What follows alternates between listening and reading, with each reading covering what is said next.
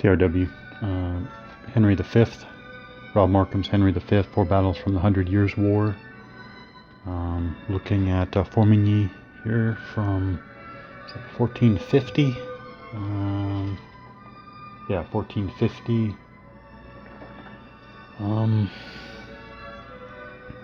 Without going into details of the whole Royalists and Roundheads family of games from Markham, I'm playing Henry V now for basically one and only one reason, and that's I think Henry V's rules are, relatively speaking, the best, as far as, you know, development and completeness and all that stuff. Yeah. Let's see. Yeah, I guess we're starting the second turn. So I'm paying close attention. So, and I was thinking a bit more here. I mean, I advanced my French crossbowmen, lost one, 2 routed, 1 left here who's probably about to get routed, if not eliminated outright. And I was thinking that was probably the wrong idea. I mean, probably the wrong idea to advance the French crossbowmen to try to take out British or English longbowmen. Yeah, English. And I'm assuming NR is Normandy?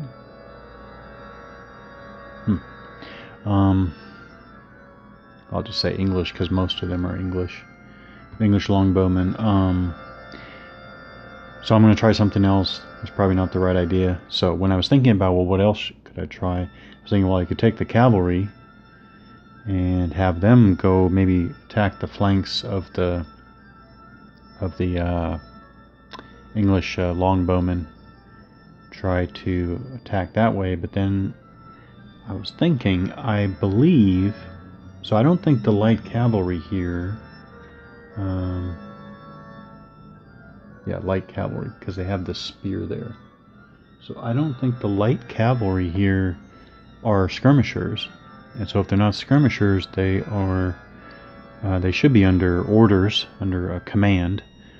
And they're obviously not the command of Claremont, because in this game you have the shading, the color schemes, which I don't mind, by the way, right? So you have this kind of, I don't know what that's supposed to be, an orange or something. And so the leader has the orange color accent, and each of the units has the same color accent, which again, it's nice enough.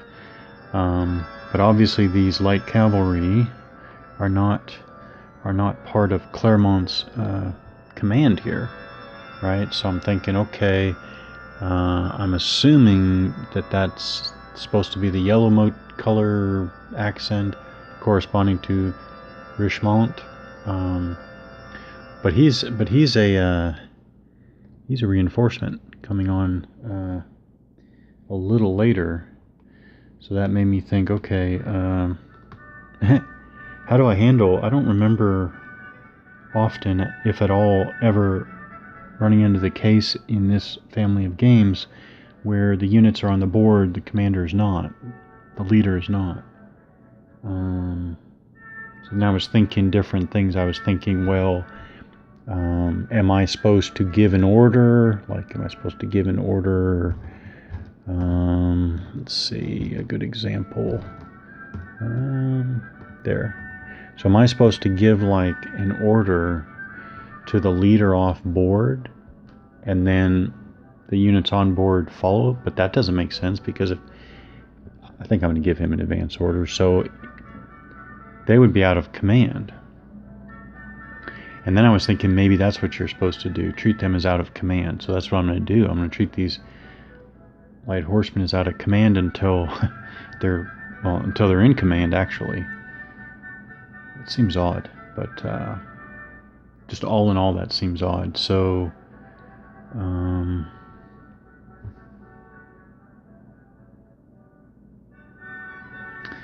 seems odd. So if they are out of command, well, we do have specific rules for units out of command. That's spelled out. So They can't move adjacent to the enemy, so that means going off and attacking the English bowmen in the flank there is not an option. And they must attempt to move within command span of their leader. If they do move, they can't do that. So I guess they can't move. Yeah. And there are a couple more rules, but those are the ones that relate here. So I guess they just stand in place until they're in command, and they won't be in command until their commander comes on the board. So again, I'm going to do one more look. So those guys are obviously the heavy cavalry. Okay, so these guys are obviously heavy cavalry because according to the rules, they have the shield. The light cavalry don't have the shield. Oh, and now I see there's different headdress. But yeah, I'm verifying for myself that is the color scheme for Richemont.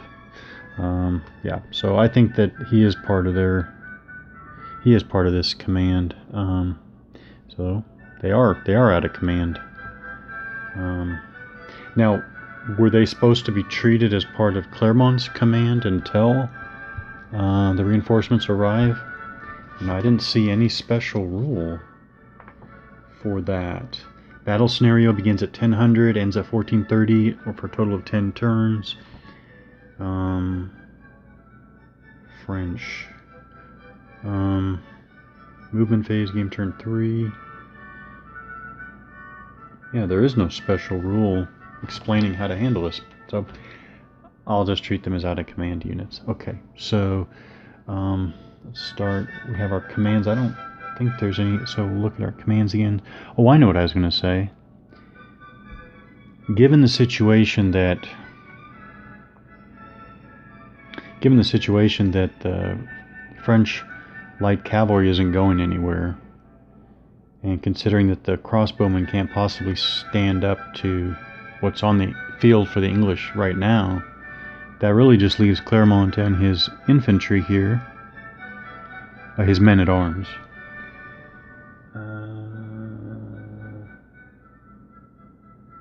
Yeah, his men-at-arms. So I was thinking, why are the English standing? Why aren't the English attacking?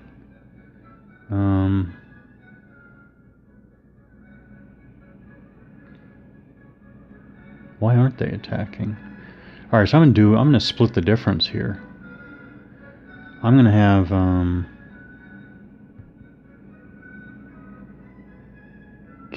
Curel, the overall commander. Okay, so this is the overall English side commander. He has a command span of 5 plus 1 combat bonus. Curel. He's going to go ahead and change his. He can do it automatically. He's going to change his to attack. Or should it be advance?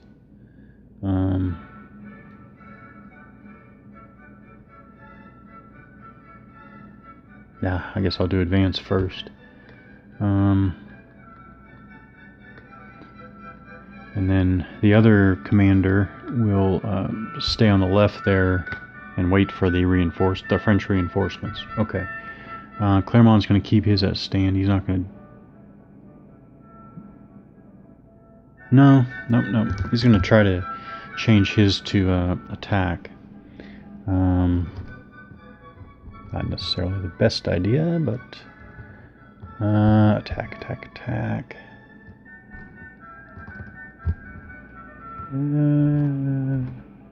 Are there enough attack commands? That's odd. There. So there's the attack. He has a command value of 4, so 4 or less. He rolls a 7, so not enough. Okay, so wait. This is the problem. This is the problem of jumping around in these games in this series. This one does not have the consolidated orders phase. Well, anyways, that was the... Oh, I know what. This should not be changed yet because... Yeah, because we're not at the English. Alright, so I'll put it back to stand. Okay. I'm confusing this with... Alright. Following the English longbow phase. So these guys are definitely going to fire. I am keeping track of the I'm keeping track of the ammunition, but not on here. I'm using a text file and keeping track of that. I do want to know how quickly, if I fire every time I want to fire, how quickly does it take to run out? I'm going to fire. Well, actually, you don't have to pre-declare. So English F is going to fire at range 2, which is on the B fire column. Oh, he gets a 10. That is a one. It's a 1-step loss. So he's gone. But I do have to mark off English F 1 ammunition point. Alright, so then French command phase. So he changes there. Oh, he failed in his attempt. 4, and we will count that. We go French player movement phase, where they can still move with a stand command. You can still move 1 hex. Go like that. Oh wait, he's gonna go this way because his routing units are going that way. Remembering every different game. Okay, do routed units have to move, or can they move? During the only player. Oh well, it's not during the movement. They do check morale. That's during the rally phase. Jumping around, I guess, was not a good idea. I can categorically say that. Not a good idea to jump around in these games. Sounds like a good idea. I thought it was going to be a good idea. It's not.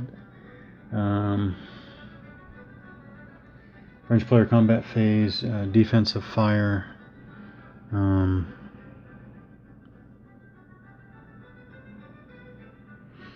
Alright.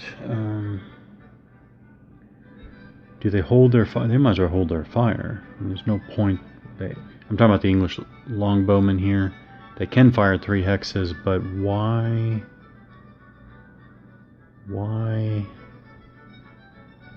Why start early? They'll hold their fire. So defensive fire, they're going to hold their fire. Now, but offensive fire, there isn't any. Not now.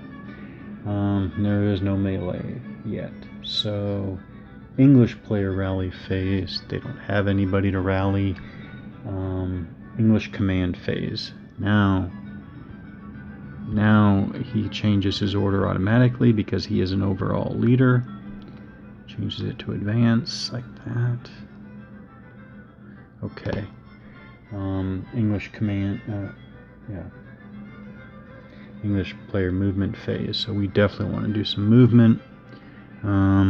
Passing through. I think you can pass through friendly units if the moving unit is a skirmish unit. Where is that? Oh, there it is. A combat unit may not move through another combat unit unless the moving unit is a skirmisher.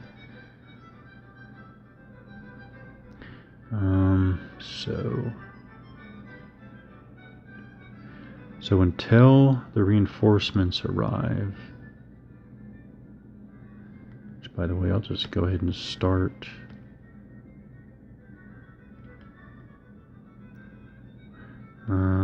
Free turn 1. Actually, I need to know if this, what they call it, a stream. I'm sure the stream is passable. A stream, gotta be passable. Stream is. A river is not. But the key, the map key, says this is a stream. Okay, so I do have to be concerned about the French coming across this stream. There. I'm gonna go 1, 2, 3. and they don't have facing, but so I'm just doing it however I want to.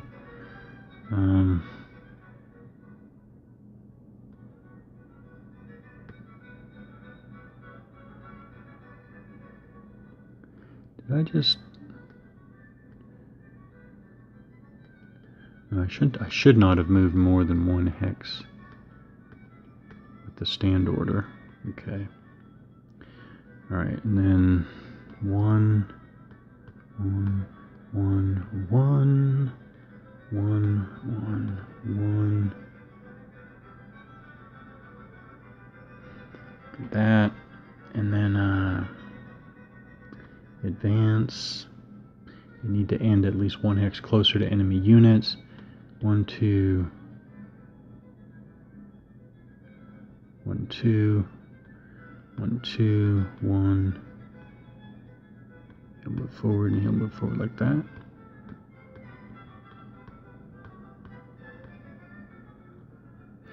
Alright, should stop doing this on camera so I can take more time to figure out what I'm doing to make at least halfway decent moves here. Alright, now should be defensive fire. Again, the French don't have any. Now offensive fire. I'm going over. So English I here, 2 hexes away to this routed unit. 5.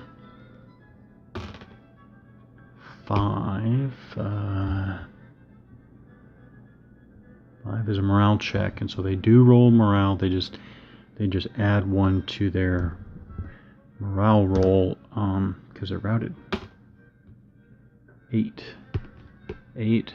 So 7 plus 1 is 8, so they definitely fail. 1, 2, 3. English I. Ammo point. Alright, and then Norman I on the routed unit there. 6 is a morale, should be morale, yeah, morale check.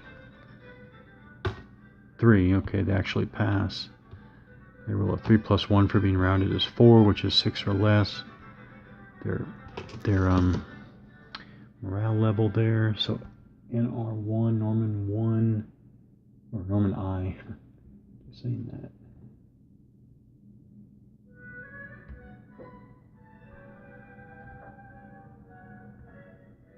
All right. Actually, the next one can just fire Norman E. 5 is morale check. There. Oh no, wait. 5 plus 1 is 6, which is equal to or less than their. Yeah. So they pass. Norman E. Ammo point.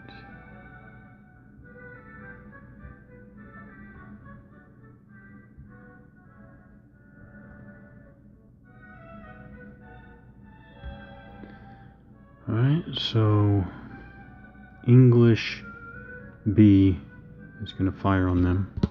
Try to get rid of those crossbowmen. 5, morale check. There we go. 9 plus 1 is 10.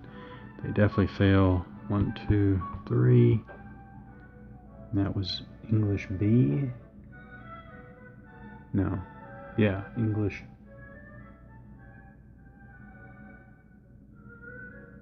Oh. Never mind. English B. There's one. English B is not longbowman. I just read the next unit in the line. Yeah. So, never mind. Okay. Here, English J onto Claremont's stack there. 3, they miss.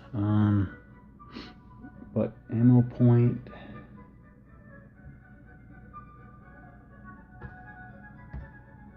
Alright. English C. Do the same thing. Okay, there we go. 8. English C8 is 1 step loss here. 1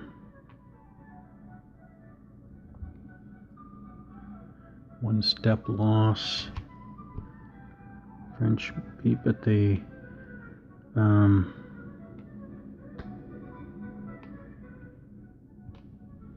okay, make sure that one step loss in this game doesn't reduce values like it does in some. Where's that?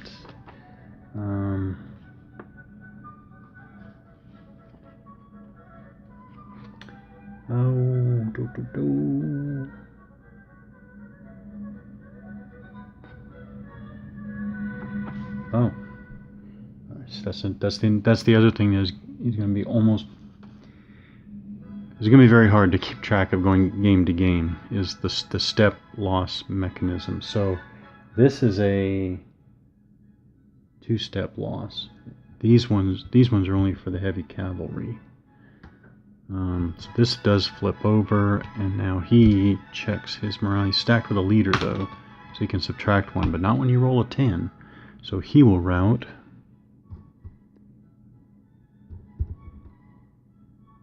But he has to check as well. Alright, he passes. 7 minus 1 is 6, which is 7 or less than his current morale. But still, the one men-at-arms unit retreats, and I think I still have to get English C. I can't believe I did that again. I'm not focusing today. All right, I'll pick up another time.